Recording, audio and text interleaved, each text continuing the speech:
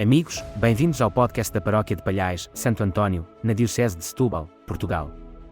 Nós existimos para fazer discípulos missionários que amam Deus e que amam os outros. E ajudamos as pessoas a crescer na sua fé, para que possam viver segundo o sonho que Deus tem para cada um. Aqui sonhamos ser como uma casa acolhedora onde a comunidade, em família, transformada pelo Espírito Santo, ama, reza, vive e serve como discípulos de Jesus e missionários do Evangelho. Não se esqueça, subscreva este podcast para não perder nada e partilhe-o com os seus amigos. Pode acompanhar-nos nas redes sociais e em paróquia.pt. Vamos agora ouvir a gravação da homilia do Padre Tiago. Esperamos que seja inspiradora, o motive e alimente o seu dia. O Senhor esteja convosco. Evangelho de Nosso Senhor Jesus Cristo, segundo São João.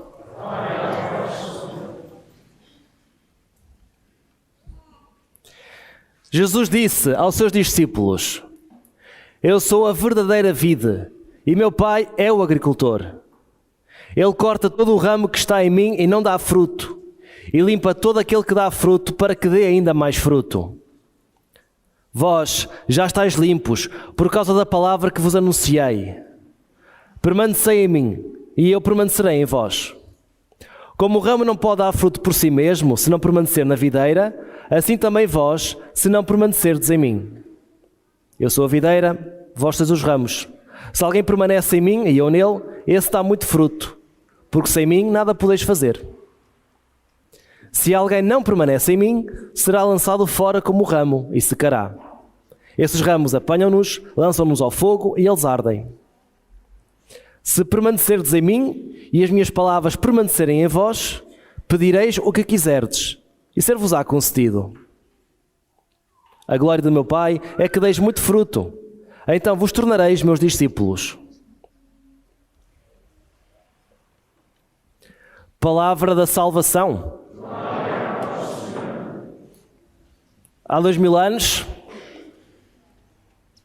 em Israel, no meio dos pobres, nasceu uma criança. Essa criança tornou-se jovem, tornou-se adulto, e enquanto adulto não foi político, não foi jogador de futebol, não foi líder religioso, não foi soldado, não escreveu livros e não foi orador motivacional. Jesus Cristo, na sua curta passagem por esta terra, apesar de não ter feito grandes feitos como nós fazemos, tornou-se um líder até aos dias de hoje.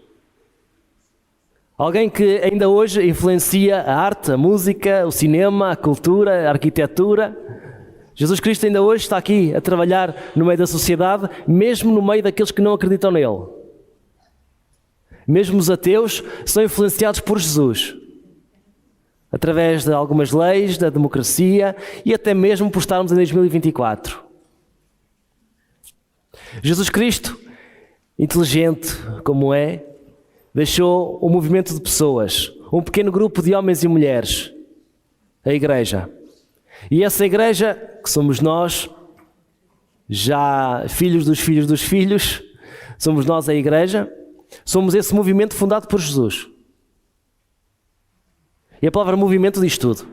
Movimento, andar, mexer-se. Nós somos a Igreja de Jesus. Há 2000 anos aqui em movimento nesta terra. E como Jesus, também a tentar que mais pessoas possam amar o Pai, Deus. Tentamos influenciar o mundo para que o mundo caminhe para Jesus. Tentamos afetar os comportamentos, as ações, as ideias, os pensamentos, para que toda a gente possa conhecer o amor grande que Deus tem por cada um de nós. Essa é a nossa missão enquanto Igreja. Essa é a missão que Jesus nos confiou. Acontece que ao longo da vida, vários acontecimentos, seja no mundo religioso ou não, vários acontecimentos podem desmotivar-nos, podem tirar-nos a energia, podem sugar-nos a paz, podem desviar-nos dos objetivos. Várias pessoas podem fazer-nos cair, várias pessoas podem fazer-nos duvidar das nossas capacidades. E é por isso que nós, entre nós, mundo religioso ou não, nos motivamos mutuamente. quando a criança está a dar os primeiros passos e cai, lá vem o pai ou a mãe e puxam por ela, batem palmas quando ela consegue caminhar, motivam a criança. Andar de bicicleta, estudar, no trabalho, há sempre alguém, esperamos que haja, que nos motiva a fazer mais e melhor, especialmente quando estamos mais tristes, mais caídos, mais desanimados. Há 2000 anos também, já depois de Jesus, surge um homem chamado Saulo. E Saulo era judeu. E Saulo era um bom judeu, tinha a catequese toda feita. E Saulo estava perturbado porque lá em Israel havia um pequeno grupo de homens e mulheres que diziam que Jesus é filho de Deus. Portanto, Saulo, como bom judeu que era, faz aquilo que um bom judeu faria. Tenta apagar os cristãos. Então Saulo torna-se um homem importante no combate ao cristianismo, a essa seita do judaísmo, como se falava naquele tempo. Saulo manda prender, manda perseguir, manda matar cristãos. Era um bom judeu. Até que, a certa altura da sua vida, Saulo tem um encontro com Jesus. Já com Jesus ressuscitado. Saulo ia a caminho de uma cidade e pelo caminho vem uma grande luz, Saulo cai por terra e dessa luz vem uma voz muito forte que lhe diz: eu sou aquele que tu estás a perseguir. E Saulo, nesse momento, inicia um caminho de mudança de vida que vai levá-lo ao cristianismo. Saulo deixará de ser perseguidor para anos mais tarde ser perseguido por ser cristão. E é graças a Saulo que nós hoje temos uma Bíblia tão grande, porque metade do Novo Testamento são textos de Saulo, que nós agora conhecemos como Paulo. E este Saulo, mais tarde Paulo, torna-se então uma peça fundamental no cristianismo nascente. É graças a ele que temos então metade do Novo Testamento, é graças a ele e ao seu zelo apostólico que o Evangelho chega à Ásia Menor, chega à Grécia e depois a Roma e de Roma para todo o mundo. Estamos a falar no primeiro século. Não há redes sociais, não há aviões e temos um homem a fazer tudo isto. É Saulo que leva o Evangelho de cidade em cidade e vão nascendo pequenas igrejas, pequenas comunidades. E depois é Saulo que mais tarde começa a escrever cartas aos cristãos, uma vez que alguns tinham um comportamento não muito adequado. E então Paulo envia cartas para ajudá-los, para os orientar, para os motivar. Mas se Saulo chega a ser Paulo, e se Saulo chega a ser tão importante na comunidade primitiva, é graças à motivação de um homem chamado Barnabé. Escutamos hoje esta história na primeira leitura. Saulo, após a sua conversão, tenta entrar na comunidade. Saulo, agora cristão, quer entrar numa comunidade. Só que nenhuma comunidade o quer aceitar. E não o querem aceitar porque duvidam, não confiam, suspeitam dele. Então, mas este homem andava aqui a matar-nos e agora quer entrar no grupo? Este homem andava a perseguir-nos e agora quer fazer parte desta comunidade? Isto é um pouco suspeito. E por isso as comunidades não aceitam Saulo. À exceção de Barnabé, apóstolo. Saulo vai a Jerusalém, vai tentar falar com os apóstolos que andavam por Jerusalém naquele tempo, e é Barnabé que vai olhar para Saulo e vai confiar nele. Barnabé vai ver em Saulo alguém em quem se pode confiar. Barnabé vai ver em Saulo alguém com grande potencial adormecido. E às vezes à nossa volta há muita gente com potencial adormecido. E às vezes temos aqui grandes génios dentro que estão adormecidos porque ninguém os puxa, ninguém puxa por eles.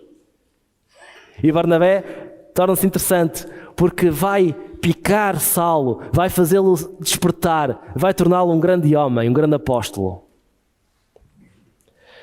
Lições que podemos tirar deste momento entre Barnabé e Saulo. Barnabé ensina-nos a confiar mais nos outros. Vivemos num mundo em que há grandes suspeitas, em que não podemos confiar por muitos motivos, mas Barnabé hoje está a dizer-nos: confia mais na pessoa que está ao teu lado. Esse homem ou essa mulher é um ser humano como tu. Tem grandes defeitos, mas também tem um grande potencial. Confia mais, puxa mais para essa pessoa. Levanta, puxa por ela. Aquilo que fazemos lá em casa com os filhos, façamos também com os colegas do trabalho, com os colegas da escola, com os amigos, puxar mais por eles. Tu és capaz, tu és forte. Como Barnabé fez com Saulo. Mostrar que confiamos, não apenas com palavras, mas também com gestos. É muito bonito dizer, e vou dar um exemplo aqui da paróquia, é muito bonito dizer que a igreja é uma igreja de portas abertas. E depois fechamos as portas quando aparecem as pessoas. É muito bonito dizer que a igreja é uma igreja de portas abertas, onde os jovens são escutados, onde os jovens são acolhidos, onde os jovens têm um lugar. E depois há paróquias em que os jovens não podem falar, em que os jovens são afastados. Não sei se sabem, mas o responsável dos acólitos tem 18 anos. Os responsáveis do grupo de jovens têm 19, mais ou menos. Aqui nesta paróquia, na equipa de liderança, há um jovem, que é o Guilherme, que cantou o salmo há pouco. Não é só dizer que confiamos nos jovens. É preciso dar-lhes poder, é preciso dar-lhes liderança. É necessário deixá-los. E o grande potencial deles, tantas vezes abafado pelos mais velhos, torna-se livre. E grandes maravilhas podem acontecer. Queremos ser uma igreja de portas abertas para todos. Não só em palavras, mas também em gestos concretos. Como Barnabé, queremos confiar mais nos outros, levá-los à comunidade, levá-los a Jesus. É muito bonito dizer que queremos ser uma comunidade acolhedora e depois não criamos condições para acolher os outros. Que Barnabé e o seu exemplo e a sua oração diante de Deus nos ajudem e nos motivem. Que cada um de nós possa ver o potencial adormecido nas pessoas e lançá-las para a vida. Se calhar nesta hora alguns de nós podem estar a pensar em alguém que precisa de um empurrãozinho. Podíamos estar a pensar em alguém que precisa de uma motivação. Vamos rezar por essa pessoa. E por que não depois fazer algo concreto por ela mais tarde? E como a igreja primitiva, vivemos também atentos ao Espírito Santo. Diz-nos o autor do texto, São Lucas, e a igreja crescia com a assistência do Espírito Santo. Não confiamos tanto nas nossas forças, não confiamos tanto nas nossas capacidades pessoais, mas sim, deixemos que Deus, pelo Espírito Santo, trabalhe as nossas forças, trabalhe as nossas capacidades para chegarmos com Jesus mais longe, levando este movimento que é a igreja a mais pessoas, para que mais pessoas possam conhecer Jesus e por Ele serem realmente salvas. Não se esqueça, subscreva este podcast para não perder nada e partilhe-o com os seus amigos. Pode acompanhar-nos nas redes sociais e em paróquia.pt.